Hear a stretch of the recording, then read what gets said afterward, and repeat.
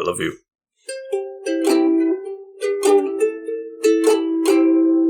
Gentlefolk, ladies and men, we're glad to have you here again. So please, won't you come on in and sit with us in our wheelchairs? I am the Green Traveler from Gorsh. Hello, everyone. The Green Traveler has aged another year, and in Gorshian, when they contemplate their own mortality, they show their age. And how old are you today, Green Traveler? 9. Oh, fuck. 9,000. Oh, wow. Hey! That's not 9,000. How dare you? You reps counted 900? Just 900. Wow. And then we molt. And then we shed everything. Yeah. And then you're brand new, shiny new. I'm the Faceless Leone. I have no predecessors, so we don't know what's going to happen to me. This is a show about movies and TV called Greeting Faces on the Couch. Welcome to the couch. I imagine one of two scenarios. I imagine you're either just going to get bigger and bigger like the Blob until you just absorb the whole world, or you just melt. You know, I don't like the way that you talk about my cousins. Oh. You're related to the Blob? Yeah, I believe we already discussed this. I have to be honest. I don't remember what I named him, but we're going to say Tim. And you insulted Tim. Shit. But we're here to talk about some super scary other franchises other than the Blob. I think that movie did have a sequel, didn't it? I believe it did, yeah. Yeah, I mean, that's what I'm saying. We should do a family reunion for the Faceless Leone. We should just talk about Cousin Tim. Family reunion threesome. Well, that sounds wrong. Yeah, I mean, it is all the rage on the porn sites these days. There's a lot of incest out there now. Yeah. It's really fucking weird. Yeah. But here we are. No incest in these movies, I don't believe. No. We're gonna start, as we always have, with Friday the 13th. A new beginning. 1 fucking year after the last chapter, we have a new beginning. Yeah. They did not wait. No fucking waiting. And I believe it's because a new producer came in. Like, as I said in the last one, the producer, it was like, I'm fucking done with this shit. He left. And then somebody else came in, bought it, and was like, woohoo, I'm going to make a shitty movie. And here we go. Yeah, it was like a weird sidestep and a half step backwards, I feel like, because it's definitely better than the first 3. I think it's better than the first 3 just because I don't like them. Really? Just because I feel like it actually has a plot. I don't know. I feel like at least the second and third movie felt like, I don't know. I don't remember if I liked those movies. I recall not liking them. I don't think I've liked a single Friday the 13th, really. Not yet. Well, no, the fourth one, though, was fun. I really did enjoy the things that happened in it. It just was a bad movie at the same time. I enjoyed Corey Feldman to an extent, and there's some fun scenes, definitely. But, I don't know, the first one is still the only one, even though I still hate the first one, it's the only one that, holds any kind of respect for me, and it's only because it's a classic slasher film. Yeah, I just remember it being very sloppily done, besides the makeup. Yeah. And we're shitting on somebody's favorite movie, I know that, but... yeah, but I'm okay with shitting on them. Bad, especially if you compare it to the previous movie. I hardly even think of Corey Feldman for that fourth movie because of fucking Crispin Glover. I mean, right. He is the shadow, or the show. He's casting the shadow. That's what I want to say over that whole movie. Hey, Tad. This movie, A New Beginning, it's like a direct sequel to Yes, except the for last like chapter. several years later. Yeah, and like, but it comes out 1 year afterwards. So Yes. poor Corey Feldman, he's not coming back because his character's supposed to age. He did come back for a cameo role, Yes. but it's like a scene. it's less than 2 minutes on screen or whatever, and Right. you know, I didn't even notice it was him, honestly. And But- it's like new Tommy's dream. That's right. New Tommy played by John Shepard. John Shepard. Thank you, Jesus. And I like also that you called him New Tommy. I have written down in my notes John Shepard as New Tommy. So that's great. Yeah, he's also supposed to be a teenager, but Yeah. he's an adult who knows kung fu. And he's That's gone cool. mad. He is in a like a halfway house of sorts, kind of. Yes. I don't really know what he's in. It's just it like a is. fucking country home. Like It's a camp. It's a camp for people who are who have been institutionalized, that are trying to remember how to socialize again, which I think is Right. awesome and a very interesting Yeah. place to put a horror movie for the commentary with the town. That part of the movie I thought was pretty good, except for the characters, the hillbilly characters that they use to convey that are just Right. way over the top. Yeah. Way over the top. Junior, played by Ron Sloan, and whatever his mother's name was. Oh, he was the motorcycle guy. He was the motorcycle guy. Gotcha. Yeah. Yeah, I don't remember any characters from this movie. I remember, well, that's not true. I remember I can think of 5. I'm struggling myself, but I do remember that I liked what they were trying to say about the kids up there and about society and how they see mental illness. I feel like there's a lot to say there, but I don't think, from what I remember, which is very little of this movie, because boy, did I not have a fun time with it. Right. But from what I remember, I feel like there's a lot to say, and they said nothing. They said very little. Yes. Yeah. Yeah, there was potential there, and they didn't quite Right. make it. Yeah, Tommy, after murdering Jason in the last movie, spoilers for number 4 if you haven't watched it, he just goes to fucking town hacking away at that guy. Because of that, because of how it racks his brain and how he had to survive, he is one of these patients at this I don't know if halfway house is the right word for it, but It's this a institution. Camp. I don't know. Camp. It's not I think they're trying to get them away from the feeling that they're in an institution, because they're really allowed to do just about what they want. Right. Including go off into the woods and just have sex. Yes. And that's how they get in trouble with the hillbillies that I mentioned. Right. And there's a lot to it. There's a lot of characters, there's a lot of patients here, but it all starts off, and Tommy's there. They're all recovering, and Tommy's having dreams. He's seeing Jason everywhere. I mean, I think what is his opening dream? He sees Jason rise from the grave or something like that, right? Right. Yeah. I think it's supposed to be like a recurring kind of dream. Having watched the whole movie, I will say up front, that is the only thing I remember prior to watching it this time around. I don't know if I ever actually have watched the full thing of this before. This might have been the first time I watched all of number 5. It's definitely the first time I watched it.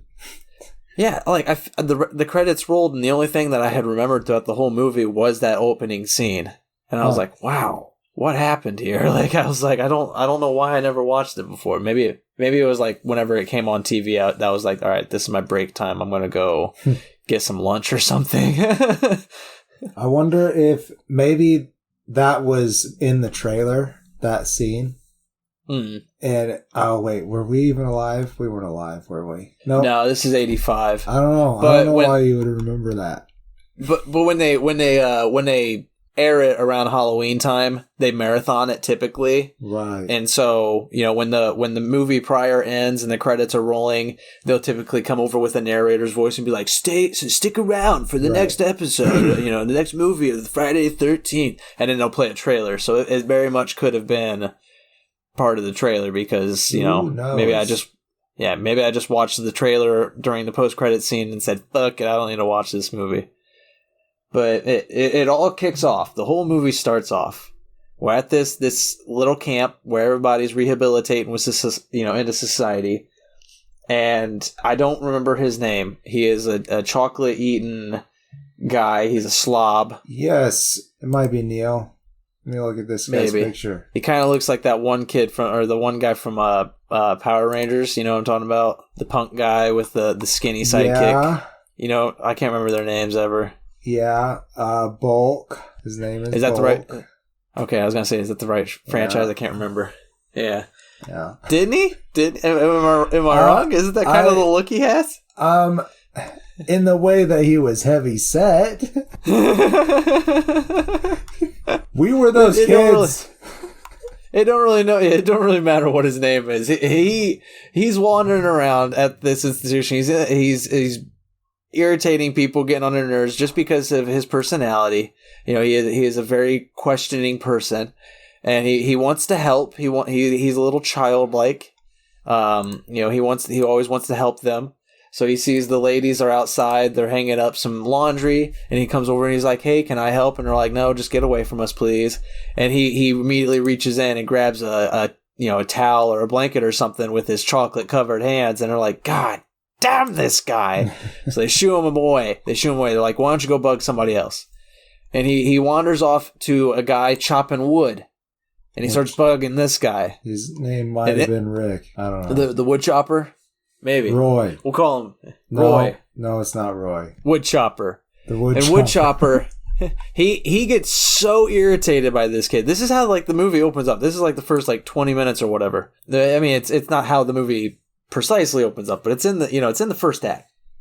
And wood chopper just gets so irritated that he says, "All right, fuck chopping wood. I'm chopping this kid." And he chops this kid to bits. You know, everybody at the camp or this place is scared. They're freaking out because, of course, it's a really disturbing event. They're all trying to heal mentally, and this kind of stuff happens. You know, they see this kind of thing. It's going to be a setback for them. Paramedics show up. One paramedic in particular, we single him out and watch how frightened he is by seeing this. I think that they did an okay job. They had a guy that seemed like he was very desensitized by the job. And one guy who was like, "Oh man, maybe he hasn't come across too many people who have been straight up murdered yet." Right. Maybe not. They do a good job in that scene. I agree with you. In that scene, they do. They follow it up maybe 10 minutes later after the murders start happening. Right. They follow it up with another scene where that same paramedic who was shocked by the first scene, he shows up at the murder site of the next scene, and he's chewing gum. He's he's smiling. He's making jokes. He's like, "Hey, how's it going?" And it's just oh, something's odd there. Right. And I mean, I'm gonna say it up front. I do not recommend this movie. I agree. I did not have much fun with it, and so I will get a little spoilery here, but I'll let you know before I get there, everybody. But throughout this whole film, you don't really see the killer.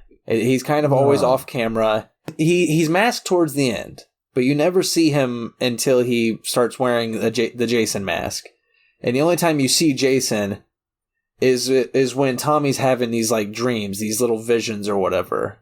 And so for a solid hour, I'm sitting here watching it. Again, I didn't remember this movie. So I'm watching, I'm like, Jason's not even in this one, is he? This isn't actually a Jason killing. This is some other fuck. Even though the sheriff is like, "It's Jason Voorhees." Yeah, that's the only reason you would believe it is because this guy's saying that exactly. It's just it just felt really weird, and I was not at all digging it. The kills were kind of okay.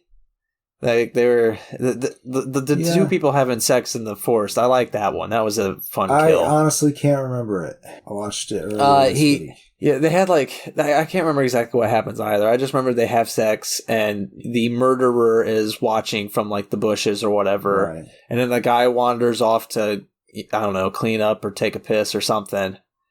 And the murderer sneaks in, kills the woman, and then goes. The guy comes back and is just like, "Oh fuck, and then he comes up and kills the guy, and it's like, it's really cool how he did it. It kind of reminded me a bit of like the Zodiac movie did it much better, Right. But it reminded me of that scene in the Zodiac where you have that murderer, pinpoint these lovers out in the middle of nowhere where they're just gonna, there's not much they can do. Right. It's like flight or flight, and I like that aspect. Like some of the kills were okay, I guess, but there's so much of this movie I don't remember it. Yeah, it's not memorable. Yeah, and I feel like the murderer is so obvious because of the two scenes. So spoilers, the murderer, skip 10 seconds if you don't want any spoilers.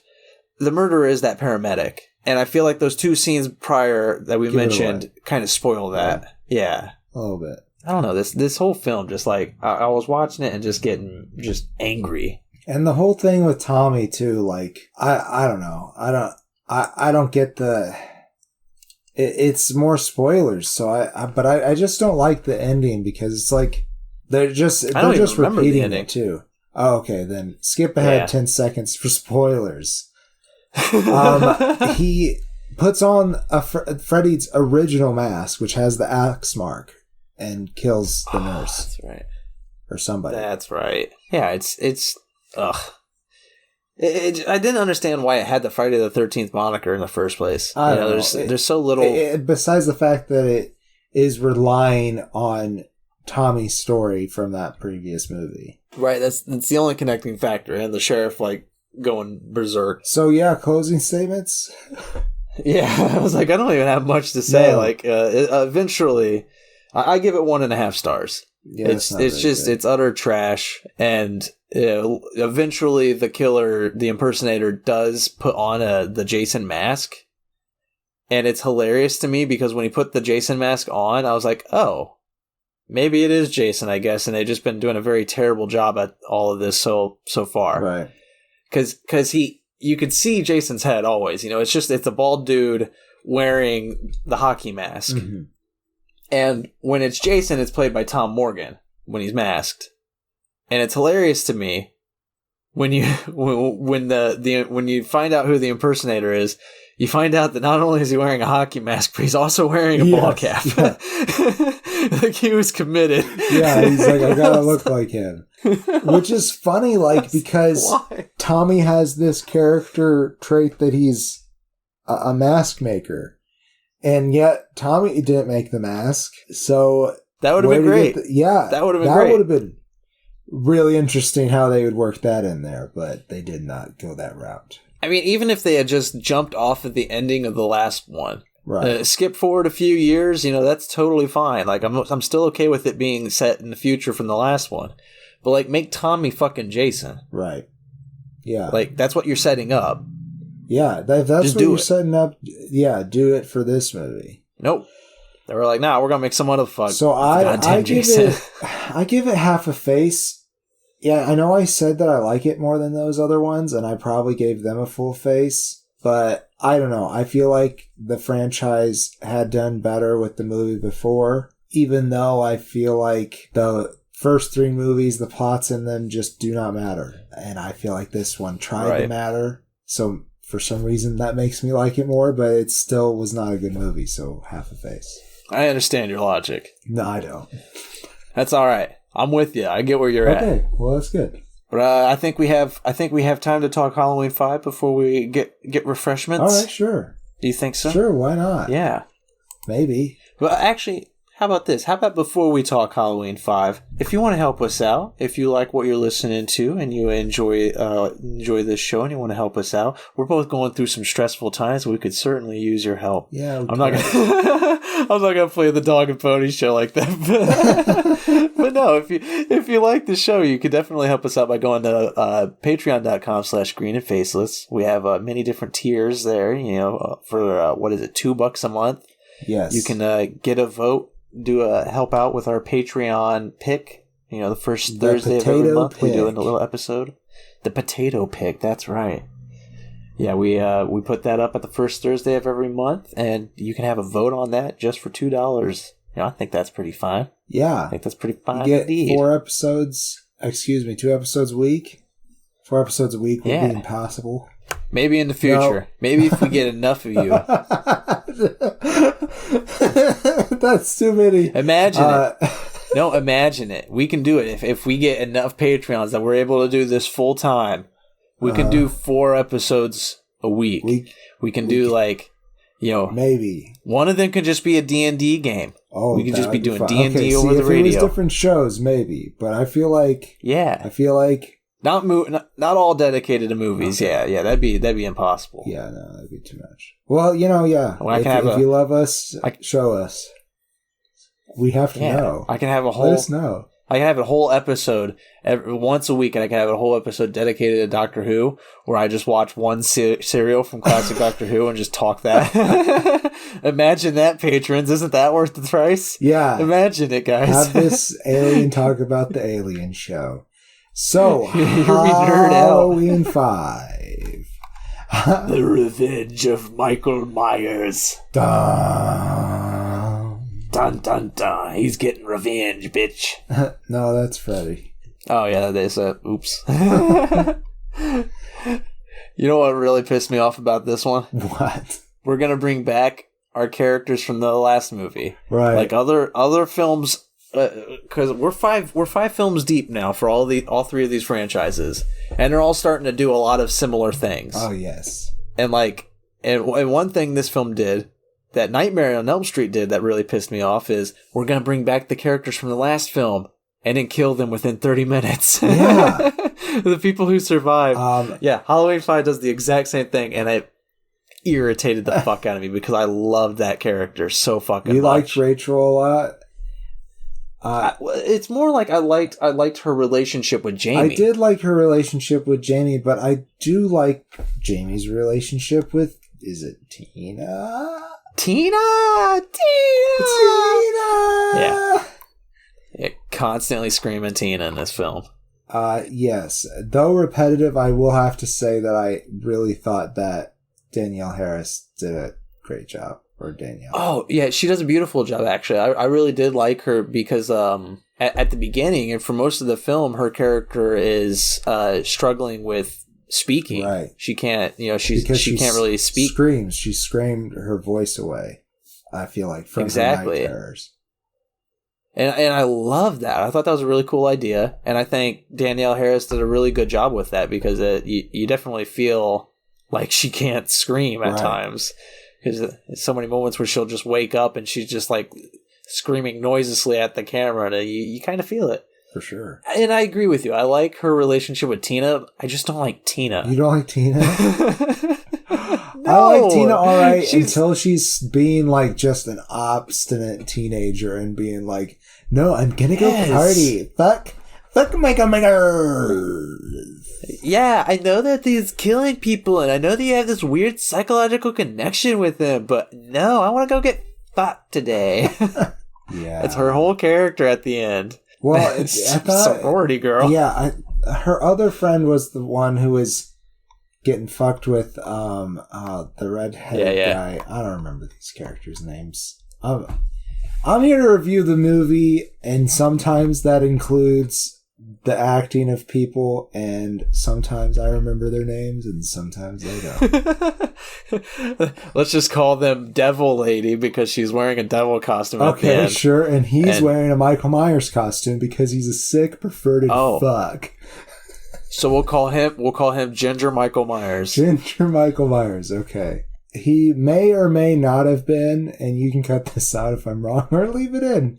Who cares? He may or may not have been Archie from Storybrooke, Maine, in Once Upon a Time. Oh. I don't know. He really reminded me of that guy a lot. I thought you were going to say Archie Cunningham from Happy Days. I was like, it was not him. No, dude, you're way off. The Grasshopper and Jimmy Cricket. Oh, okay. I like that. I think I could be wrong. If I'll do the research and then I'll leave it in regardless. Okay.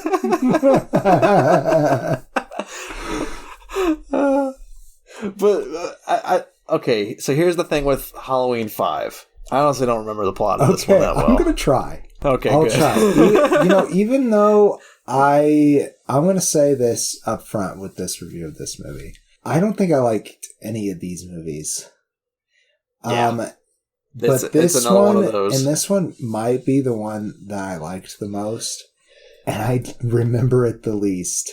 I really do, but I'm going to try. So, like you said earlier, Jamie's in the hospital because of her night terrors and her attacking her stepmom, which I could have sworn she attacked Rachel at the end of that movie, but it must have been her mom. No, yeah. It was her mom, Okay. yeah. Because Rachel was downstairs and she came running up and saw her. As Ellie Cornell. Anyhow, Michael spent the year recuperating in this guy's just chilling shack down the river.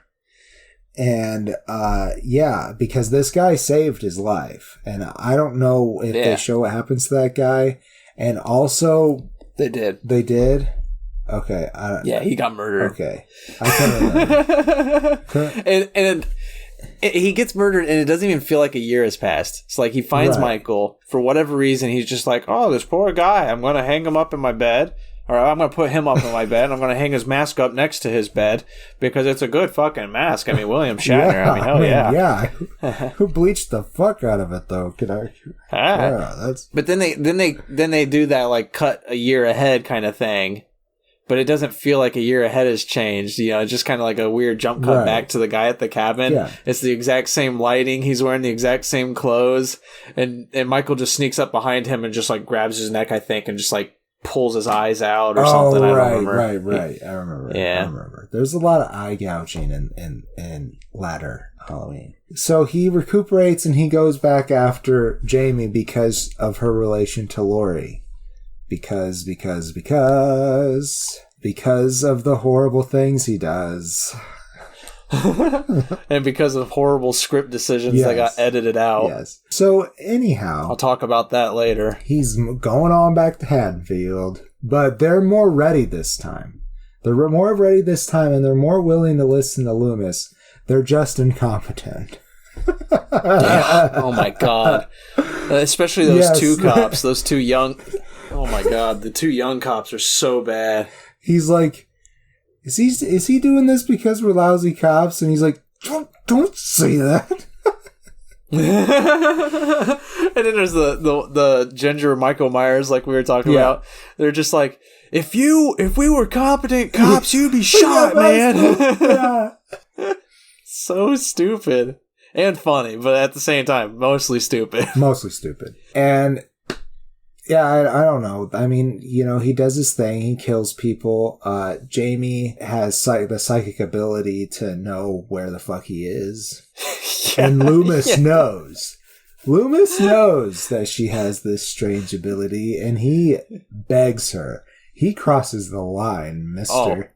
So hard. Yeah. I was going to say, you say begs. I say abuses. Yes. He like verbally abuses this poor young girl. Yeah. Eventually she does talk, which I don't think is supposed to be, character developing moment. No, for Loomis, no. Definitely not. Anyhow, he does decide later on to use her as bait after this cute pageant that goes wrong. And they go back to the Myers house. Because as we know now, he always goes home. Yeah. He has to go home. He has to go home. I need to stare out the window that I stared out as a 6-year-old. So, yeah. He uses her as bait. And then he comes and I'm pretty sure Loomis dies. Pretty sure.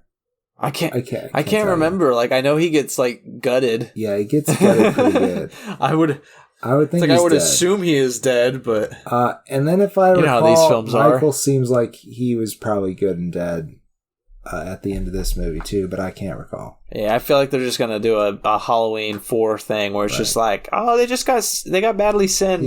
Yeah, real bad. Walks hunched over. Yeah, he's got a scar now. real bad. So, yeah, I don't know actually really what to say about this movie. Yeah. I don't know. It wasn't a lit down. It's on par with the last movie. Right. Yeah. It's not a shitty Halloween film, but it's close to being a shitty Halloween film. It is. It's a rung above shit. You know, it's I don't know really what a dung heap.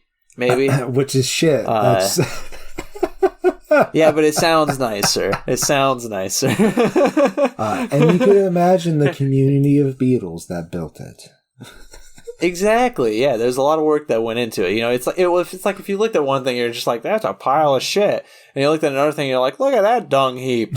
It sounds a little better, right? Doesn't it sound like one rung above? I give it a face. This is my closing statement on Halloween 5, The Revenge of Michael Myers. It is, I feel like every movie since the second movie has been The Revenge of Michael Myers. To be besides, right? Except for the Season of the Witch. Yeah. Season of the Witch. Yeah, for whatever reason, they're like really fucking hammering home that he has to murder his family. And that brings me, I'll lead out into my closing statement with this. There was a lot of this film that was edited out. So really? the director, what's the director's name? Dominique Authorin Gerard is the director. And they're the original script of this, and I don't know who edited it out. I don't know if Dominic, maybe. I don't know if they edited it out on the cutting room floor or producers came in and chopped it up. But the original script had a secret society that was controlling Michael to murder his family, to get at the Myers family. Okay. And there are still elements of that left in this film. Do you remember the Man in Black that just constantly appearing everywhere? Yeah. What happened like with he kind of that? looks like. Yeah, he looks like V from V for Vendetta a little bit, and he's just like he's wearing a hat, like that they never explained. Exactly, yeah. What happened with that is not a goddamn thing, because it should have been cut out, because they literally cut everything with this secret society group that's controlling Michael. They cut it all out except for the Man in Black, and it makes no sense why he's left in. It really just confuses people when they watch this film, because it's like, forgot about that. Yeah, and he like breaks Michael or something out of prison or something at the end. I can't remember what happens, but like it's stupid. It's really fucking weird, and I don't get why he's in it. But that's where Jamie's connection, her psychological connection with Michael comes into play. Is because they're using him, and for whatever reason, those wavelengths are like the shine. Exactly. She's got the same familial blood as Myers, It's just the dumbest fucking thing that they edited this huge story element out, but forgot some bits of it, and it still survives. I doubt that it was a better movie with it, though. I doubt it, yeah. And this whole film, honestly, probably shouldn't have happened. I think we're getting close to a reboot, so that'll be next year's fun, because this is it for this year, everybody. This is the final playlist of Halloween. Until next year. No, we'll come back to it next year, and I'm really excited because part 6s we'll find out about those. Those are going to be a lot of fun. Okay. We're going to get to some reboots next year, but they should have rebooted it here. This was an unnecessary film, and I gave it 2 stars. So what would you call number 4? A re-boot? I wouldn't call it really a reboot. It's just a sequel it's a retconning sequel, I would say. Okay, sure. Except for, Halloween Kills. Oh yeah, we'll get there, man. That's fuck. Just fuck, man. But you want to get some soda pops now? Soda pop. I'm scratching my beard too much. It makes the scritchy in the microphone, and it feels so good, though. It does feel good. It feels good, but I'm sure it doesn't sound very pleasant. It wipes the brain, though. I've noticed that it's like if I really just need to zone out, I just start scratching the beard, and I kind of just lose focus. And I gaze off into the world, and I just keep scratching. I imagine it's what a dog feels like when you're scratching behind their ear. They're just like, yeah, this is nice. I feel like I think like a dog all the time. I feel like I think like a cat. Yeah. Though I would prefer to think like a sloth. Like a sloth? Yeah. A sloth really is the animal closest to my heart. Yeah. I know. I just love those big dumb things. Yeah. They're so beautiful. Just hanging. Just taking their time. Yeah. Taking their time. This is life. I ain't got to do shit. I'm just sleeping, eating, shitting. That's it. Why do I need to do anything else? Imagine, I want to know, this is going to sound so bad. Everybody's going to be like, what the fuck's wrong with this guy? I want to know how slow their sex is. like, do they speed it up? Just one just hangs there and the other one just hanging underneath it, just like, all right. Oh, God. I don't know, man. I'm sure that zoologists know, and I'm sure that you can find that out. I'm almost certainly not going to be looking up videos of that as soon as we finish this. Videos? Let's talk about A Nightmare on Elm Street 5. Dream Child. Dream Child. Hey, baby. Yeah, same year as Halloween 5. This one's written by Stephen Hopkins, who has since mentioned that producers ruined this project. And they turned an okay film. I don't know if I have the direct quote written down precisely, but they turned an okay product into something I can't ever watch again. So not even the director can watch this film, apparently. Wow. I don't think it was as bad as he thinks. It wasn't that bad, Stephen Hawkins. It's not good. We'll say that. It's not good. No, for a Nightmare on Elm Street film, it's not good. That's true. It's got some good scenes. So there's some improvements, I think, from the last movie, but also some things that are like, whoa. That's a pretty good summary of it right there. There's some improvements, but whoa. This movie is twisted. Yeah. But it's got some really cool scenes. It does have some really cool scenes. I will say that. Yeah. And now that I'm thinking about it, and I know this is like the last bit that we do, or I'm just forgoing that.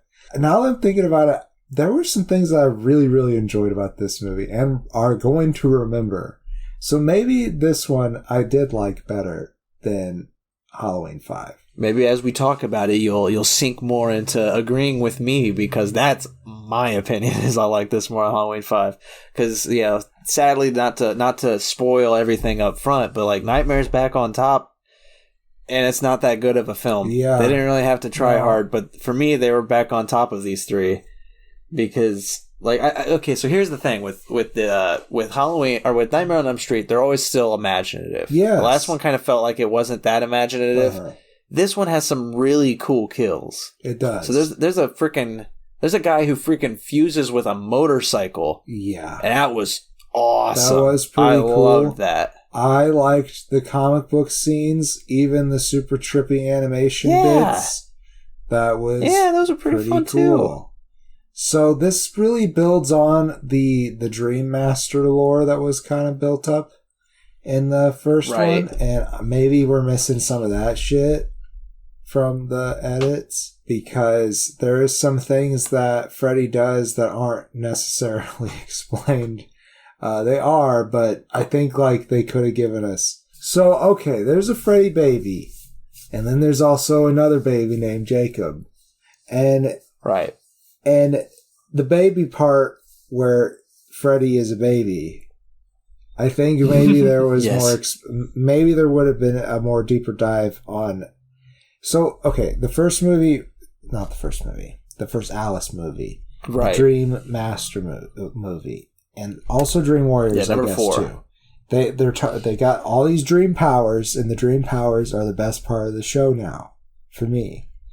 Right. And they go into that a little bit more with the Dream Master. They did it poorly with big exposition dumps, but maybe there were some scenes that had more exposition dumps that would make what Freddy was doing make more sense, because there seemed to be some kind of structure to the dream lore in the 2 movies leading up to this. And now it seems a little bit more free-flowy, which is fine because it's dreams. So I don't know what I'm really complaining about.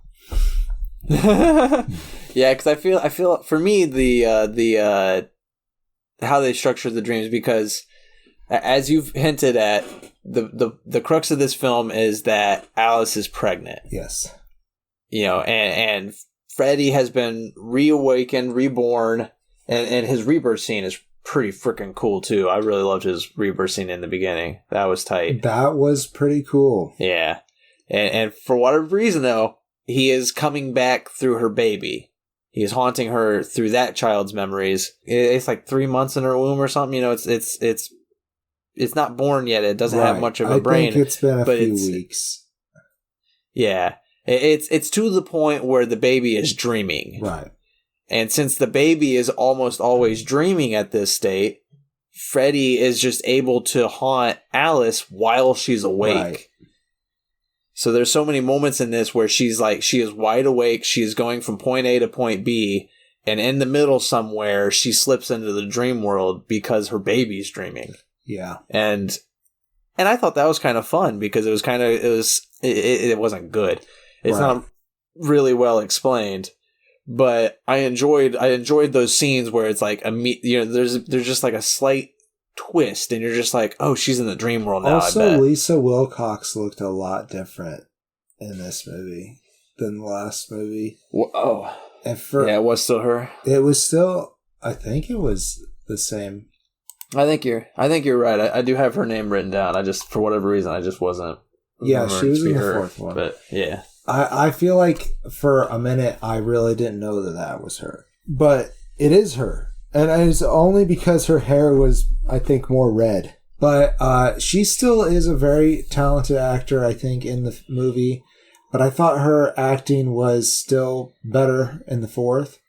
I thought I agree with that. Yvonne, played by Kelly Jo Minter, was really good. And I'm glad that she had a good amount of time in the movie, that being one of her friends. And she has another friend named Greta, and Dan was her boyfriend, and that was Motorcycle Man. Yes. And then what was the other friend's name? Mark? I think it was Mark. And he liked to draw, and Greta's mom was kind of forcing her to be a model. So they did really cool things that with these characters in the dreamscape that modeled after what they liked to do or what they were afraid of. So it was pretty cool. Yeah, that was exactly. It's pretty freaking neat. And Robert Englund's fun. His bitch deliveries are, I'm just kind of bored with those now. Yeah. I don't remember. I remember he has a bitch moment in this, but like I didn't laugh at it. I was just like, all right, there it is. Yeah, it's getting to that point. It's getting to that point of things. Yep. And though there are some neat elements, the story is pretty freaking dried up. Like it's very cut and paste of what we've been doing before. There's not much, it's just Freddy's haunting your dreams. Right. But now you can do it through the baby. But that's kind of cool. The haunts are better than the last movie. Agreed. Yeah. They have a much more dreamlike feel than just the I'm in my classroom in my underpants feel that the last one had. Right. Oh no, there's a snake on me. Oh gosh. Maybe their budget was like severely gutted. For that movie. Their budget was slashed, would you say? Yeah. by a pair of scissors hands. Oh man.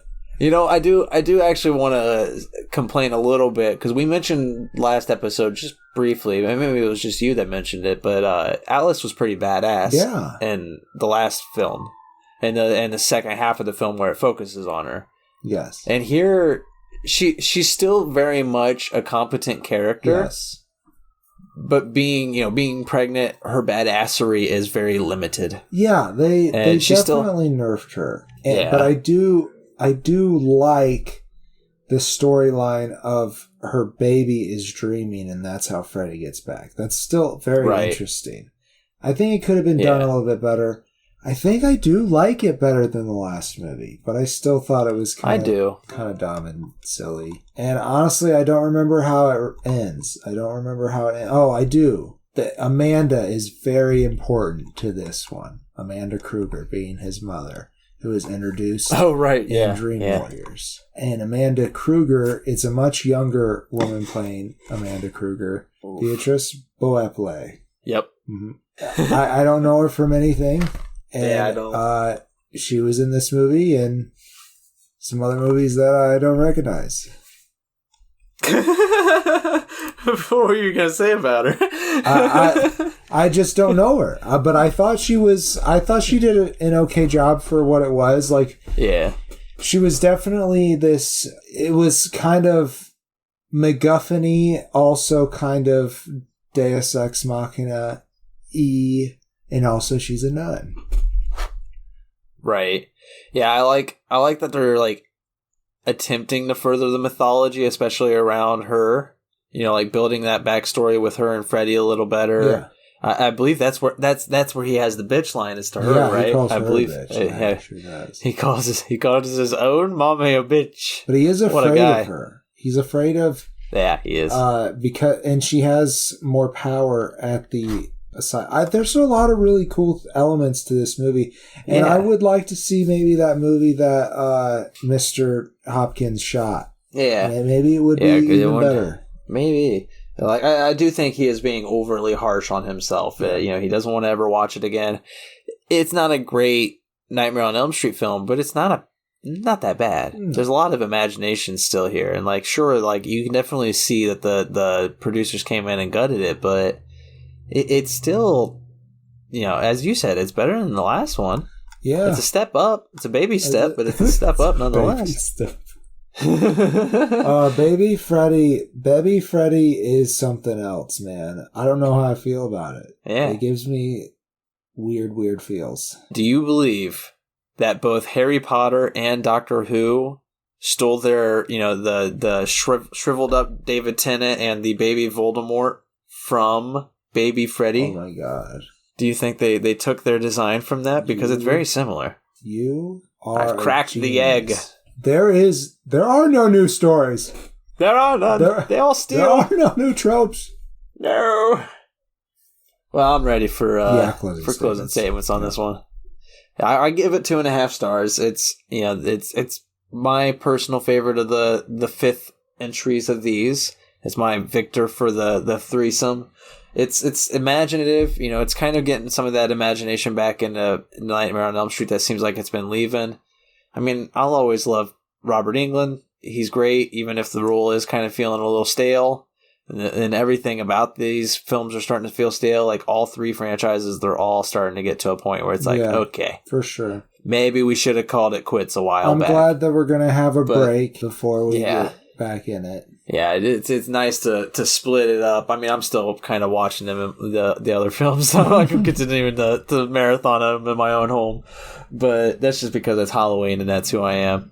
But like, I like that there's an MC Escher scene in this. You know, all the traits with all the characters becoming part of the dream world, like, you know, individually. I liked all that. It's got imagination still in it, and you know. Fuck it. That's all that's needed, I guess, to win the entry. Just fuck it. It opened up with a sex scene. There we go. There you go. Her and Dan. The conception of Jacob? Maybe. Yeah, I'm pretty sure. So, here we go. I give it a face. It's competent, I guess. And I liked it enough. I loved parts of it.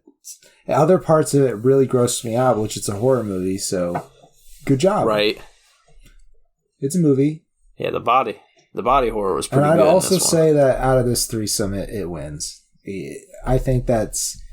I thought I was going to give it to Halloween because this is the one I watched last, and it's just not super great. And I think I've said both that I liked it and I didn't like it in this episode. But either way, it's not super good. But right. I would recommend it over the other 2. That's fair. It's fair. I feel like as we continued on with this playlist, for the dumbest freaking reason. So it's like I've always liked, not always, you know, last one I chose Halloween over the other 3. Right. But for the other entries that we've done, Nightmare on Elm Street has always been the winner. Mm.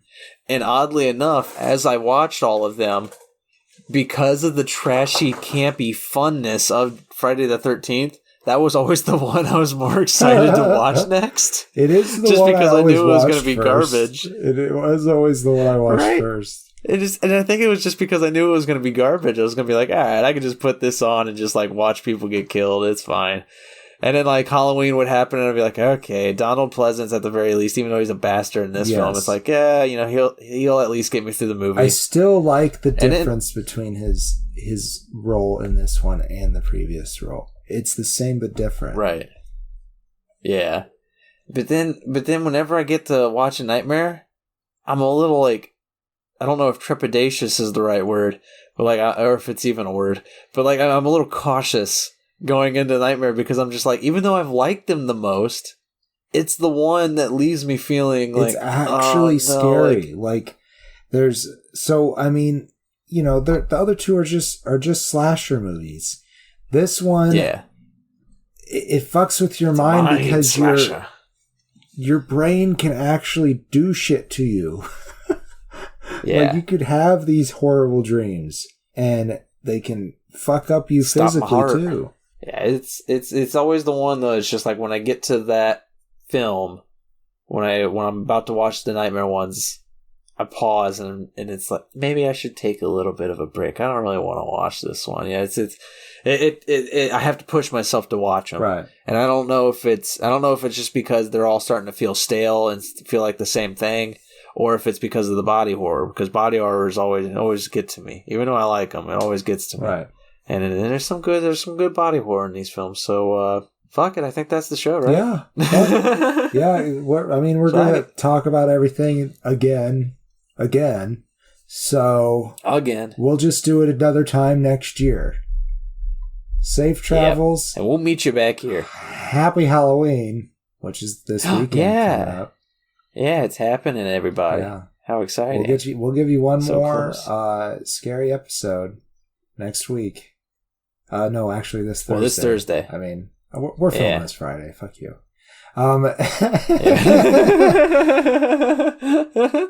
Safe travels and good night. Yeah, don't fuck you. Don't. I'm sorry. Forgive me. I love you. Safe travels and good night. Green and Faceless on the Couch is a proud production of Fiction Works 19. If you like the show, please show your support by rating and reviewing us on Apple Podcasts. Like, follow, subscribe, wherever you might listen. We also now have a Patreon account. If you feel so inclined to support us in a financial manner, please become a patron by visiting patreon.com/greenandfaceless.